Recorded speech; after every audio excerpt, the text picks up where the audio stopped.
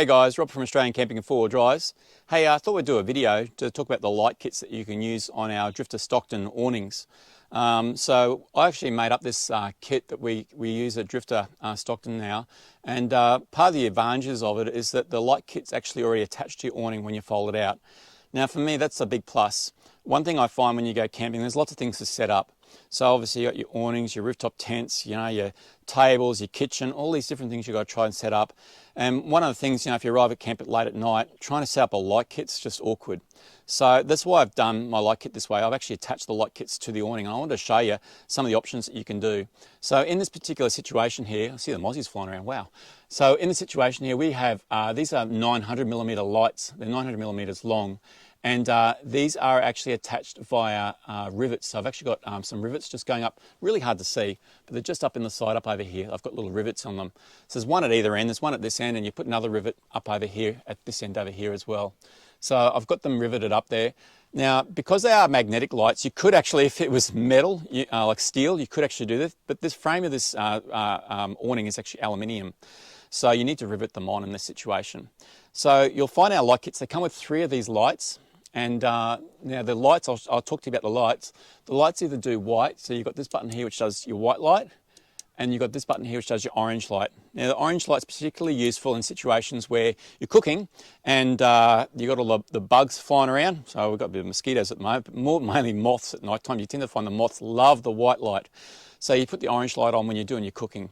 The only downside I found, of that is you can't see what meal you're cooking, what the colour of it is. So that can be a good thing if you're a chef like myself.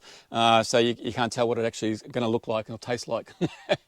So now what happens from these? Once you've got your light bars now attached, now the place you need to actually attach these bars, I should show you this. This is very important. You'll see up here you've got a reinforced bracket, and at the other end you've got another one. So you count from the first one out, second one out, and then you start the light kit there. Now there's a reason for that, and I'll show you just over here on this one over here. When this one here actually gets folded over, it needs to go over the top of this little lip that's sitting up over here. And so what I've noticed is if I had my light up over here, it was getting a bit too close. So I've started them all here and I've never ever had an issue. They work perfectly if you start it from there, and it'll fold over and you won't have any problems. So that's something that I've done. Now the light kits that we sell at Drifta, we have 3 of them. These ones are the 900mm lights. We've got another set which are 590mm lights, a little bit shorter than these ones. And we have a third set which are 375mm lights. They're all the same kits essentially otherwise. They come with all the exact same adapters and that as well.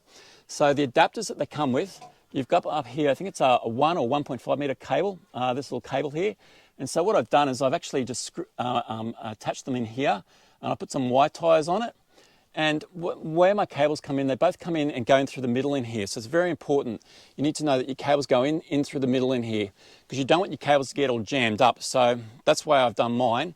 The same thing on this one over here. It comes over the side here and then runs in through this gap in here, okay?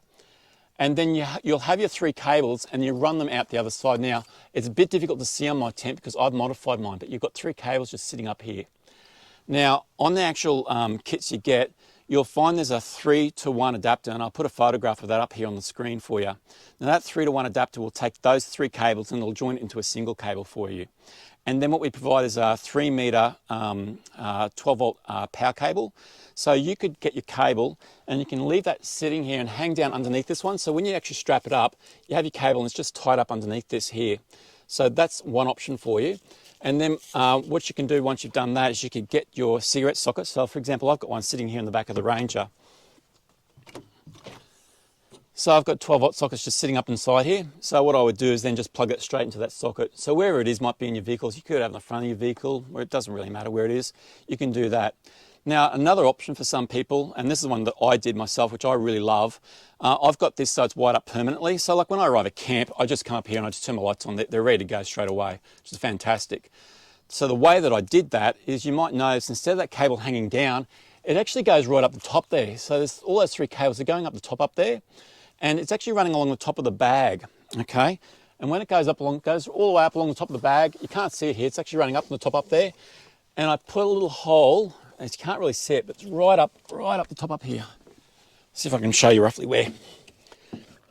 So you'll see there's a little hole. It's really difficult to see, but there's a power cable running up over here and actually just runs in through a little hole I put in the bag.